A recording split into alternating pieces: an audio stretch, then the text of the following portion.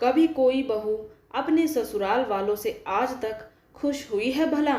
बस मौका मिलना चाहिए इन्हें तो शिकायतों का पुलिंदा लेकर बैठ जाती हैं। जब देखो ससुराल वालों को देखकर बस मुंह सुजा रहता है, और मायके वाले आ जाए तो चेहरे पर से मोती झड़ते हैं। नंदे ही चुभती है लोगों को, खुद की बहनें नहीं। सारा अपनापन तो सिर्फ अपने ही मायके वालों के लिए होता है। इन्हीं बातों के आसपास घूमती हुई आज की ये कहानी चलिए सुनते हैं। संडे का दिन था। सुमित्रा जी बड़बड़ाए जा रही थी और यहाँ सुलोचना अपने काम में लगी हुई थी। पता था कुछ भी बोलना अपना ही सिर फोड़ने के बराबर है, इसलिए चुपचाप काम में लगी थी। यह तो रोज का ही तमाशा था। वर्किंग है इसलिए रोज तो बच जाती थी, पर आज संडे है तो सुनना ही पड़ेगा।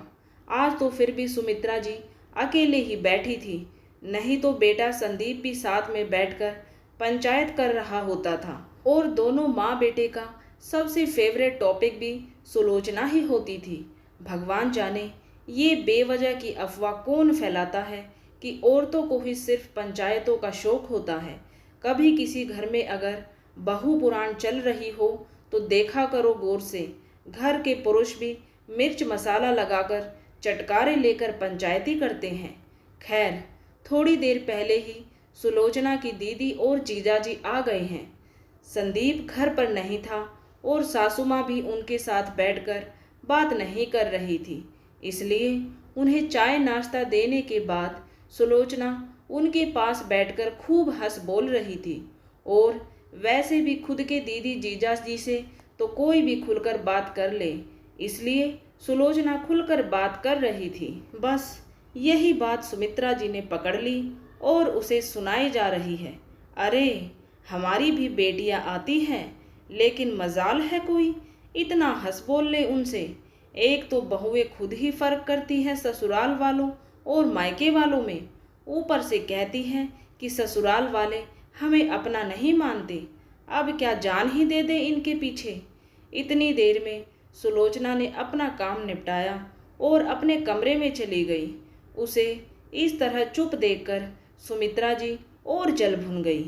अब तो बात उनके ईगो पर आ चुकी थी। अब तो उन्होंने और जोर से बोलना शुरू कर दिया, तो सुलोचना को निकलकर बाहर आना ही पड़ा।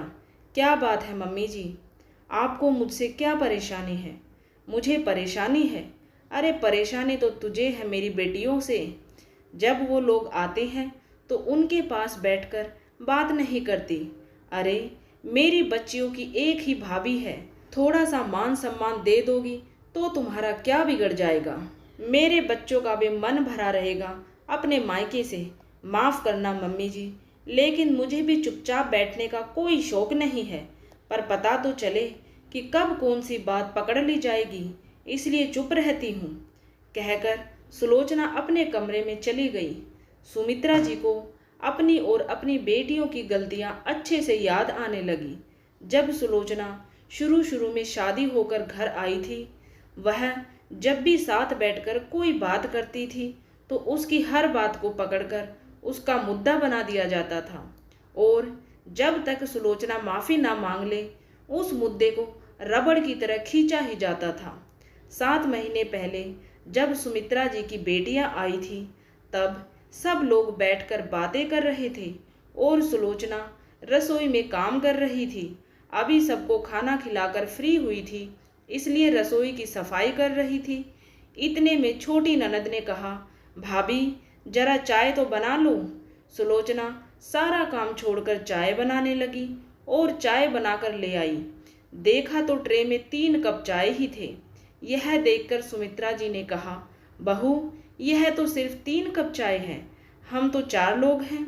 मम्मी जी, आपने ही तो कल मना किया था कि खाना खाने के बाद मैं कम से कम 1 घंटे से पहले चाय नहीं पीऊँगी, आपको गैस की समस्या हो जाती है।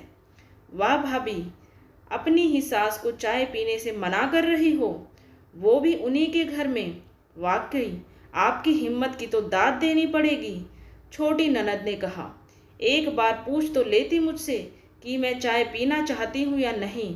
पर मम्मी जी, कल आपने ही तो। अब तुम मम्मी को बताओगी कि उन्हें क्या करना है और क्या नहीं। मम्मी की एक कप चाय भी तुम्हें भारी पड़ रही है। अभी तो मेरे सामने ही मम्मी से ऐसा व्यवहार कर रही हो, मेरे पीठ पीछे तो पता नहीं क्या करती होगी। संदीप ने कहा, जैसे सुलोचना उसकी माँ पर अत्याचार करती हो। पर संदीप जी, मैंने तो, अरे हद है, जबान पे जबान लड़ाए जा रही हो। ऐसा नहीं कि अपनी गलती ही मान ले। अब की बार बड़ी ननद ने कहा। उसके बाद तो जब तक चारों ने मिलकर सुलोचना को जी भर के नहीं सुना लिया, तब तक उसका पीछा नहीं छोड़ा। सुलोचना की तो आंखों में आंसू ही आ गए।